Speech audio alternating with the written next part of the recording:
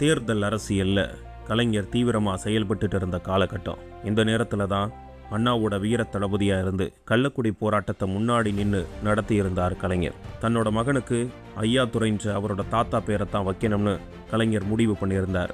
ஐயான்றது பெரியாரையும் துரைன்றது அண்ணாவோட பேரையும் குறிக்கிறதால அப்படி முடிவெடுத்திருந்தார். ஆனா காலம் வேற விதமா இதை மாத்திச்சு. ஸ்டாலின் பிறந்து 4வது நாள்ல சோவியத்தோட தலைவர் ஜோசப் ஸ்டாலின் இறந்திருந்தார்.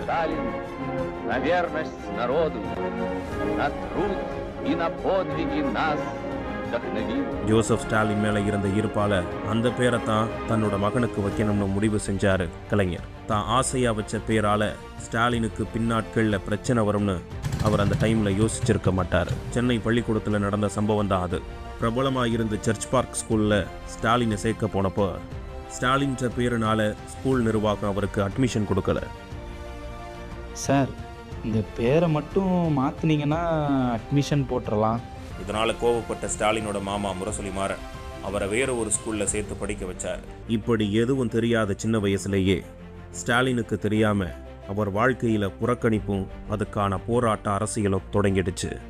சின்ன வயசுல இருந்தே ஸ்டாலின் சந்திக்க ஆரம்பிச்ச இந்த புறக்கணிப்புகளும் அப்பா கிட்ட இருந்து வந்த போராட்ட குணமும் அடுத்தடுத்து சந்திச்ச பல சவால்களுக்கு அவரை தயார்படுத்த ஆரம்பிச்சது.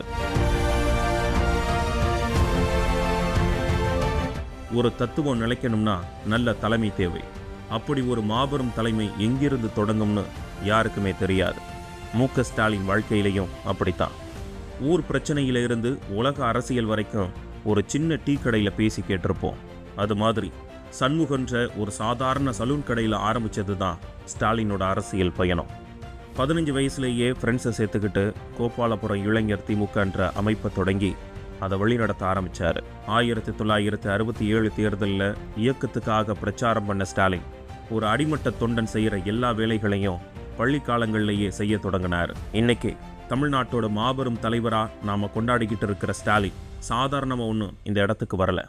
15 வயசு சின்ன பையனாக இருந்தப்போ இளைஞர்களுக்காக ஒரு அமைப்பை உருவாக்கி சம்பவம் பண்ண அவர் அடுத்தடுத்து பல சம்பவங்கள் பண்ண தொடங்கினார். கலை மேலையும் தமிழ் மேலையும் அளவில்லாத காதல் வச்சிருந்த ஸ்டாலின் அதுக்காக ரொம்பவும் விருப்பப்பட்டு நுழைஞ்சதுதான் நாடகத்துறை. அறிவிப்பு: ஊர் மைதானத்தில் நாளை மாலை திராவிட இயக்கம் குறித்த நாடகம் அரங்கேற உள்ளது. வாரீர் வாரீர், கழகப்படையே வாரீர். சமூகத்துல சீர்திருத்த கருத்துக்களை விதைக்கிறதுல திராவிட முன்னேற்ற கழகம் எப்போதுமே பல படிகள் மேலதான். சமூக நீதி கருத்துக்களையும் திராவிட இயக்கத்தோட நோக்கத்தையும் மக்கள் மத்தியில கொண்டு போறதுக்கு அண்ணாவுக்கும் கலைஞருக்கும் பெரிய கருவியா இருந்தது பேனா. இந்த வழியில தன்னோட இளமை காலத்தை கழகத்துக்காகவும் தமிழ்நாட்டுக்காகவும் அர்ப்பணிச்சவர் ஸ்டாலின். தமிழை மூச்சா நினைச்சு நாடக கலை மூலமா திமுக கொள்கைகளை பரப்புறதுக்கான ஏற்பாடுகளை முன்னெடுக்க தொடங்கினார்.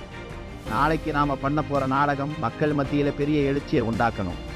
எது பண்ணினாலும் அதோட நோக்கம் நிறைவேறணுன்ற வைராக்கியம் ஸ்டாலின் கிட்ட நிறைவே இருந்துச்சு.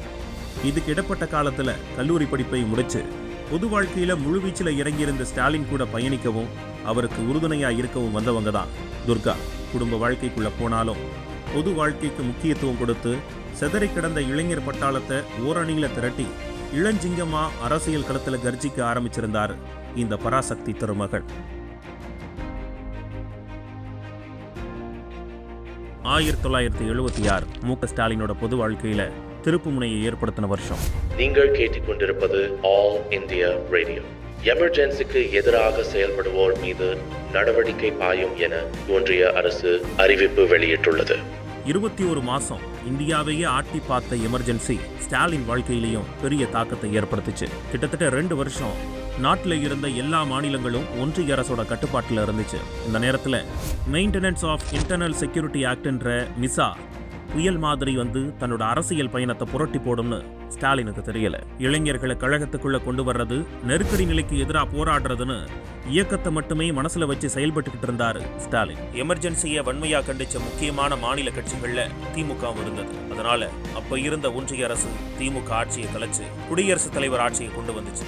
ஸ்டாலின் இல்ல, கலைஞர், ஸ்டாலினோட மனைவி துர்கா, ஸ்டாலினோட அம்மா, இப்படி யாருமே எதிர்பார்க்காத அந்த நாள் 1976 ஜனவரி 31 மதுராந்தகத்துக்கு கழகத்தோட நாடக சம்பந்தமா போயிருந்தாரு ஸ்டாலின். ஆட்சியை கலைச்ச அந்த நொடி எல்லா கண்களும் கோபாலபுரம் நோக்கி திரும்பி இருந்துச்சு. கலைஞரை கைது செய்ய போறாங்க, அடுத்து என்ன நடக்க போகுதுன்னு நாடே உத்து கவனிச்சுக்கிட்டு இருந்த மணித்துளி. ஆனா அன்னைக்கு கலைஞர் கைது செய்யப்படல. அவங்க கைது செய்ய வந்தது முத்துவேல் கருணாநிதி ஸ்டாலின். இதை கலைஞர் எதிர்பார்க்கலனாலும் நிலைமையை புரிஞ்சுக்கிட்டு ஸ்டாலின் வீட்டில் இல்லை, வந்தது நானே அனுப்பிச்சு வைக்கிறேன்னு சொன்னார். தன்னோட மகனை அரெஸ்ட் பண்ண வந்தாங்கன்னு தெரிஞ்சும் கலைஞர் எந்தவித எதிர்ப்பும் தெரிவிக்காததுக்கு பின்னாடி இருந்தது தமிழ்நாட்டோட எதிர்காலம் பற்றின சிந்தனையும் தனக்கு பின்னாடி கழகத்தை வழிநடத்த ஒரு தலைமை தேவைன்ற எண்ணம் மட்டும்தான். வெறும் 22 வயசான ஸ்டாலின் இப்படி ஒரு சம்பவம் தன்னோட வாழ்க்கையில் வரும்னு நினைச்சு கூட பார்க்காத நேரம். விசாவுல கைதாகி போன ஸ்டாலின் கிட்ட கலைஞர் சொன்ன வார்த்தைகள் ஒவ்வொன்றும் ஒரு தலைவன் உருவாக்குறதுக்கான அடித்தளமா இருந்துச்சு. நீ கொலை செஞ்சுட்டோ கொள்ளையடிச்சிட்டோ சிறைக்கு போகல, தைரியமா போ. இது உன்னோட அரசியல் வாழ்க்கையில முக்கியமான ஒரு இடமா இருக்கும். இப்படி கலைஞர் சொன்ன வார்த்தைகள் ஸ்டாலினுக்கு பெரிய பலமா இருந்துச்சு. பெயில் கிடையாது, எப்போ வெளியில வருவோம்னு எதுவும் தெரியாது. இப்படி எந்த நிச்சயமற்ற தன்மையோடையும் பல கட்டுப்பாடுகளோடையும் வந்த விசாவை பத்தி கொஞ்சமும் யோசிக்காம மக்களுக்காகவும் தமிழ்நாட்டோட உரிமைக்காகவும் சிறை வாழ்க்கைக்குள்ள போனார் ஸ்டாலின். தகவல் தொடர்பே இல்லாத அந்த காலகட்டத்தில் பெரும் கட்டுப்பாடுகள் இருந்ததால ஸ்டாலின் எந்த சிறையில் இருக்காருன்னு யாருக்கும் தெரியாது. அப்படி ஏதாவது பத்திரிகையில எழுதப்பட்டாலும் அப்ப இருந்த அதிகாரிங்க அதை வெளியிட விடாம பார்த்துக்கிட்டாங்க. முன்னாள் எம்பி முரசொலிமாறன், சிட்டிபாபு, ஆற்காடு வீராசாமி, நாஞ்சில் மனோகரன், பேராசிரியர் அன்பழகன் உட்பட திமுகவை சேர்ந்த பல முக்கிய தலைகள் கைதாகி சிறையில் அடைக்கப்பட்டாங்க. இந்த சட்டத்தால ஸ்டாலின் பட்ட கஷ்டங்கள் கொஞ்சம் நஞ்சமில்ல. ஒருத்தர் இருக்க வேண்டிய சிறையில 9 பேரை அடைக்கிறது, ஒருமையில அழைக்கிறது, தொழுநோயாளிங்க இருந்த சிறையில பூட்டி வைக்கிறது, கெட்ட வார்த்தைகளால கூப்பிடுறது, சரியான உணவு வழங்காம பட்னி போடுறதுன்னு சொல்ல முடியாத சித்திரவதைகளை அனுபவிக்க வேண்டிய நிலைக்கு தள்ளப்பட்டாரு ஸ்டாலின். இது எல்லாத்தையும் தாண்டி ஸ்டாலினோட உயிருக்கே ஆபத்தான ஒரு நாள் வந்துச்சு. வழக்கம் போல சிறையில் இருந்த காவலர்கள் கைதிகளை ஏவி ஸ்டாலினை தாக்க ஆரம்பிச்சாங்க. ஒரு நிலைக்கு மேல இதை தடுத்தே ஆகணும்ன்ற எண்ணத்துல தைரியமா காவலர்களை மீறி ஸ்டாலினை அடிக்க விடாம தடுத்தாரு முன்னாள் மேயராக இருந்த சிட்டிபாபு. ஆனா கொஞ்சமும் மனசாட்சி இல்லாத அந்த கூட்டம் சிட்டிபாபுவை விடாம தாக்குனாங்க. தடுக்கிற அளவுக்கு உனக்கு தைரியமானு இன்னும் மூர்க்கமா தாக்குனாங்க. இதுல பலத்த காயமடைந்த சிட்டிபாபு கொஞ்ச நாள்லயே பரிதாபமா இறந்து போனாரு. இதையெல்லாம் பார்த்ததுக்கு பிறகுதான் விசாவோட தீவிரம் ஸ்டாலினுக்கு புரிய ஆரம்பிச்சது. தாம் மேல விழ இருந்த அடிகளை தாங்கி இறந்த சிட்டிபாபுக்காக ஸ்டாலின் வேதனைப்படாத நாள் இல்லை. அப்படி ஒருவேளை அன்னைக்கு ஸ்டாலின் மேல விழுற அடியை தடுக்காம இருந்திருந்தா இன்னைக்கு இப்படி ஒரு முதலமைச்சரை தமிழ்நாடு பார்த்திருக்காது. ஆறாத வடுவா ஸ்டாலினோட நினைவுகள்னு நிறைஞ்ச விசா பத்தி பலர் அறிஞ்சிருக்க வாய்ப்பில்லை. ஏன்னா அப்படி என்ன நடந்தாலும் வெளியில தெரியக்கூடாதுன்றதுதான் அரசோட திட்டமாவும் இருந்துச்சு. 22 வயசுல இவ்வளவு போராட்டங்களை எதிர்கொண்ட ஸ்டாலின் சாதாரணமா ஒண்ணு இந்த இடத்துக்கு வரலன்றதுக்கு இதை விட பெரிய உதாரணம் இருக்க முடியாது. இளம் ரத்தமாயிருந்த இந்த காயம்பட்ட சிங்கம் இதையெல்லாம் பார்த்து பயந்து பின்வாங்கல், இன்னும் பலமா தைரியமா தன்னோட பாய்ச்சலுக்கு தயாரானுச்சு.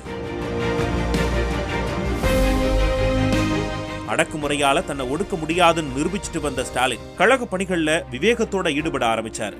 இதோட விளைவா இந்தியாவிலேயே அதுவரைக்கும் ஒரு தேசிய கட்சியோ மாநில கட்சியோ ஏற்படுத்தாத ஒரு புது அமைப்பை உருவாக்க தேவையான எல்லா வேலைகளும் நடந்துட்டு இருந்தது.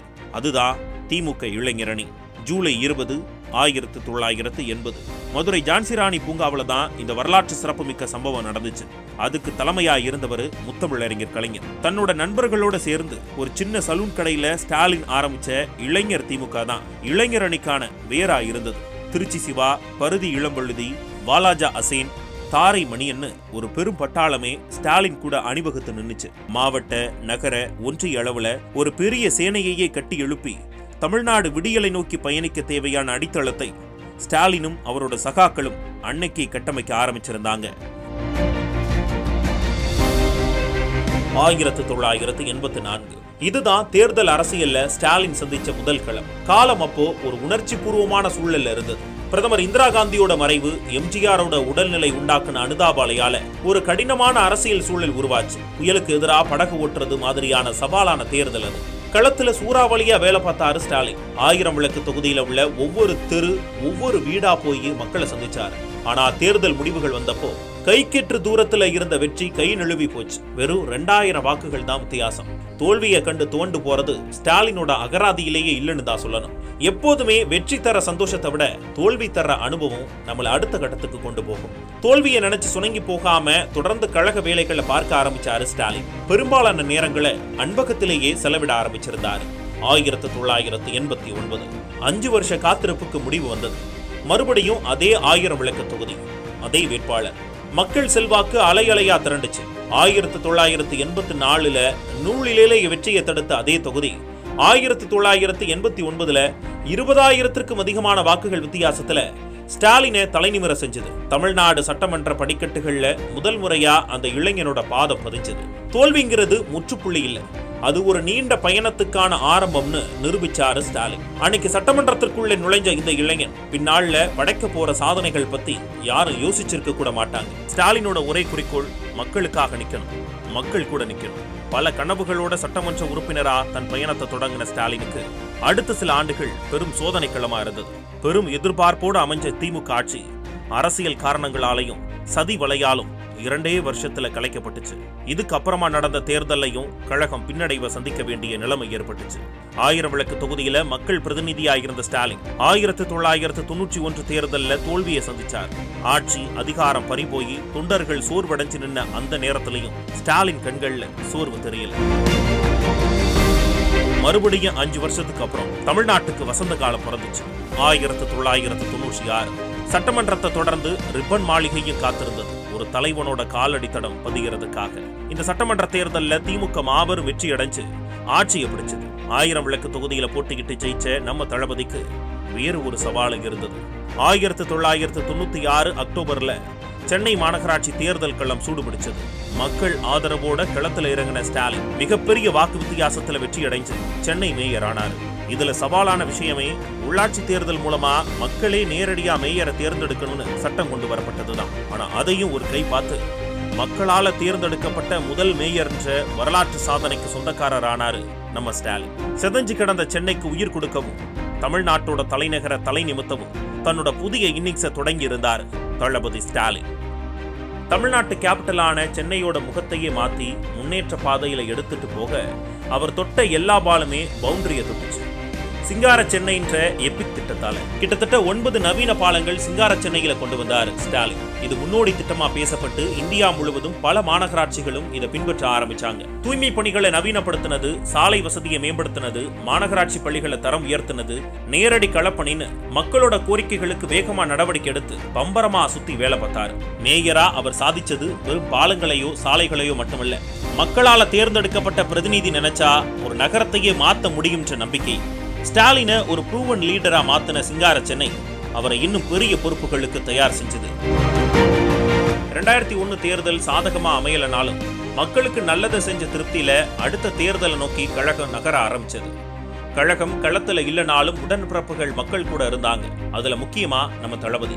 இப்ப 1 இல்ல 2 இடத்துல நம்மால் கிங்குன்னு காமிச்சாரு. ஆனா இதை பொறுக்காத ஆளுங்கட்சி ஒரு நபர் ஒரு பதவியில தான் இருக்கணும்னு சட்ட திருத்தம் கொண்டு வந்தது. இதனால மேயர் பதவியை ராஜினாமா பண்ணாரு ஸ்டாலின். அதிமுகவோட அராஜகம் இதோட நிக்கல. பொய்யான குற்றச்சாட்டுகளை வச்சு எதிர்க்கட்சி தலைவர் தமிழ்நாட்டு முதலமைச்சரா இருந்தவர்னு கூட பார்க்காம கலைஞரை இரவோட இரவா கைது பண்ணாங்க. பெரும் அதிர்வலைகளை ஏற்படுத்தின இந்த சம்பவத்தால பொதுமக்களும் உடன்பிறப்புகளும் கொதிச்சு போய் இருந்தாங்க. இதுக்கெல்லாம் பதில் சொல்ல வேண்டிய நேரம் வந்துச்சு. இந்த அதிருப்திகள் எல்லாம் சேர்ந்து 2004 எம்பி தேர்தல்ல ஒரு சீட்டு கூட ஜெயிக்க விடாம அதிமுகவை காலி பண்ணிச்சு திமுக. தொடர்ந்து 2006 எலெக்ஷன் பெரும்பான்மை வெற்றி பெற்றுச்சு கழகம். இப்பதான் ஹீரோ என்று ஸ்டாலினோட இந்த உழைப்பும் நிர்வாக திறமையையும் பார்த்த கலைஞர் ஒரு மிகப்பெரிய பொறுப்பை அவர்கிட்ட கொடுக்க தயாரானார். மே 29, 2009 தமிழ்நாடு அரசியல் வரலாற்றுல முக்கியமான நாள். முத்தமிழறிஞர் கலைஞர் தன் தோளோடு தோள் நின்ன தளபதிய தமிழ்நாட்டோட முதல் துணை முதலமைச்சராக அறிவிச்ச நாள். தலைவர் என் மேல் வச்ச நம்பிக்கைய, மக்கள் என் மேல் வச்ச எதிர்பார்ப்ப என் மூச்சா மாத்துவேன்னு சபதம் எடுத்தாரு தளபதி. கோட்டையில் அமர்ந்து உத்தரவு போடல, பட்டி தொட்டி எல்லாம் பயணம் செஞ்சார். அரசோட திட்டங்கள் கடைக்கோடி மக்களுக்கு போய் சேருதான்னு மூளை முடுக்கெல்லாம் ஆய்வு பண்ணாரு. காலம் சில நேரங்கள்ல தலைவர்களை சோதிக்கும். சதிவலைகளாலையும் திட்டமிட்டு பரப்பின போலி புகார்களாலையும் 2011, 2016 தேர்தல் கழகத்தோட கையை விட்டு நழுவுச்சு. அதிகாரம் இல்லனா ஒரு இயக்கம் சோர்ந்து போகும்னு சொல்லுவாங்க. ஆனா திமுகன்ற பெரிய ஆலமரத்தோட விழுதுகள் தளபதி ஸ்டாலின் தலைமையில இன்னும் உறுதியாச்சு. மே 2016 சட்டமன்ற தேர்தல்ல 89 உறுப்பினர்களோட பலம் பொருந்தின எதிர்க்கட்சி தலைவரா ஆளுங்கட்சிக்கு சிம்ம சொப்பனமா இருந்தார். இளைஞர்களுடைய வீரத்திற்கு எடுத்துக்காட்டாக ஒரு அடையாளமாக விளங்கி கொண்டிருக்கக்கூடிய நம்முடைய தமிழினத்தினுடைய பண்பாட்டினுடைய விளையாட்டுதான் ஜல்லிக்கட்டு என்பதை இன்றைக்கு நாமெல்லாம் தெளிவாக உணர்ந்து கொண்டிருக்கிறோம். ஜல்லிக்கட்டு போராட்டமாகட்டும், நீட் தேர்வுக்கு எதிரான யுத்தமாகட்டும், வாடிவாசல்ல நிக்கிற காளையா தமிழ்நாட்டு மக்களோட உரிமை குரலா தளபதி ஸ்டாலின் களத்துல நின்னார். ஆகஸ்ட் 7, 2018 தமிழ்நாட்டோட எதிர்காலத்தை மட்டுமே குறிக்கோளா வச்சு எதிர வந்த தடைகளை எல்லாம் உடைச்சு எறிஞ்சு போயிட்டு இருந்த தளபதிக்கு பெரிய வலியை ஏற்படுத்தின நாள்.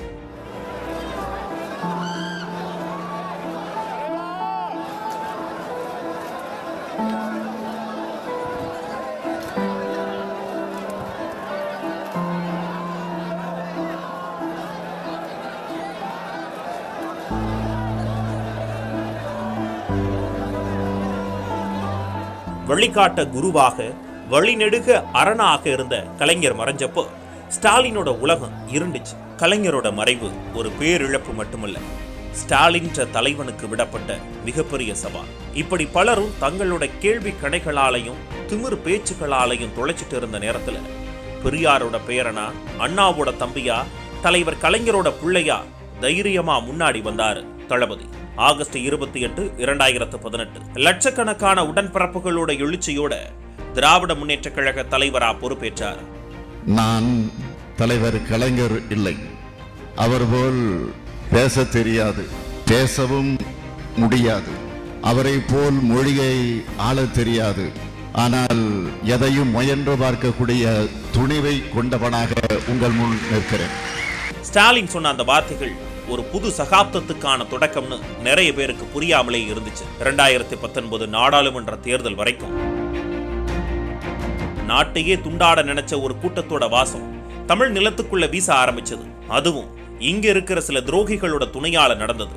இப்போ தலைவன் என்ட்ரி, மதச்சார்பற்ற அரசியல், மாநில உரிமைகளை காக்கிறது, சமூக நீதியை நிலைநாட்டுறது, இதுதான் அவரோட தாரக மந்திரம்.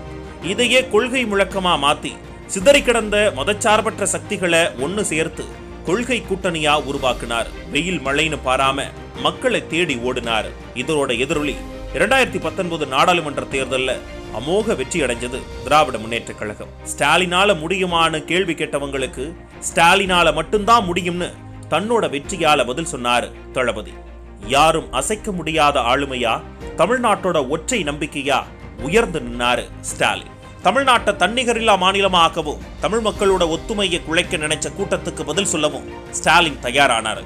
அதுக்கு தேவை அதிகாரம். அந்த அதிகாரத்தை அவருக்கு மக்களை கொடுத்தாங்க. 50 வருஷ அரசியல் அறிவும் கருப்பு சிவப்பு படையும் இந்த பயணத்துல அவருக்கு துணையா இருந்துச்சு. தேர்தல் என்ற கிரிக்கெட் கிரவுண்ட்ல அவரோட ஒவ்வொரு பிளான்லையும் ஒரு விவேகம் இருந்துச்சு. ஒவ்வொரு அசைவுலையும் ஒரு உத்வேகம் இருந்துச்சு. கொரோனா பேரிடர் காலத்திலையும் ஒன்றிணைவும் வான்னு தன் தொண்டர்களை களத்துல இறக்கினார். தேர்தல் நெருங்க நெருங்க தளபதி ஸ்டாலினோட குரல் மூளை முடுக்கெல்லாம் ஓங்கி ஒலிக்க ஆரம்பிச்சது. மே 2, 2021 வாக்கு எண்ணிக்கை நடந்துச்சு. தமிழ்நாடே மூச்சு பிடிச்சு காத்துட்டு இருந்துச்சு. முடிவுகள் வர வர கோட்டையோட உச்சாணி கிளையில தகதகன்னு மின்னிக்கிட்டு இருந்தது உதயசூரியன்.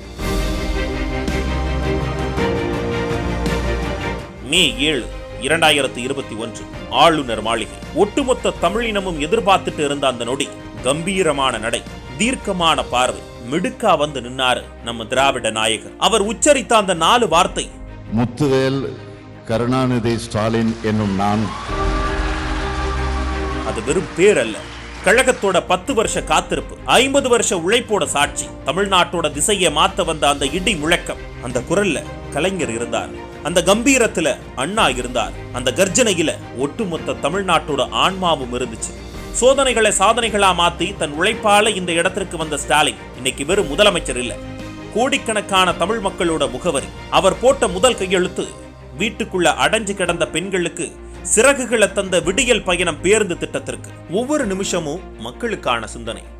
நேரங்காலம் பார்க்காம 24 மணி நேரமும் மக்களுக்காகவே அர்ப்பணிச்சாரு தன்னை. கொண்ட கொள்கையினாலையும் லட்சிய பாதையில தமிழ்நாட்டை நடைபோட வைக்கிற தீர்க்கமான முடிவுனாலையும் உண்டான கர்வமும் துடிப்பும் கூட மாறவே இல்லை. எல்லாருக்கும் எல்லாம், இதுதான் திராவிட மாடல். இதை தமிழ்நாடு அடைஞ்சே தீரும். அதுக்கான படிக்கட்டுகளை பார்த்து பார்த்து கட்டி எழுப்பினாரு முதலமைச்சர் முத்துவேல் கருணாநிதி ஸ்டாலின். விடியல் ஒவ்வொரு நாள் காலையிலையும் அரசு பஸ்ல ஏறுற ஒவ்வொரு பெண்ணோட சிரிப்பிலையும் தெரியும்.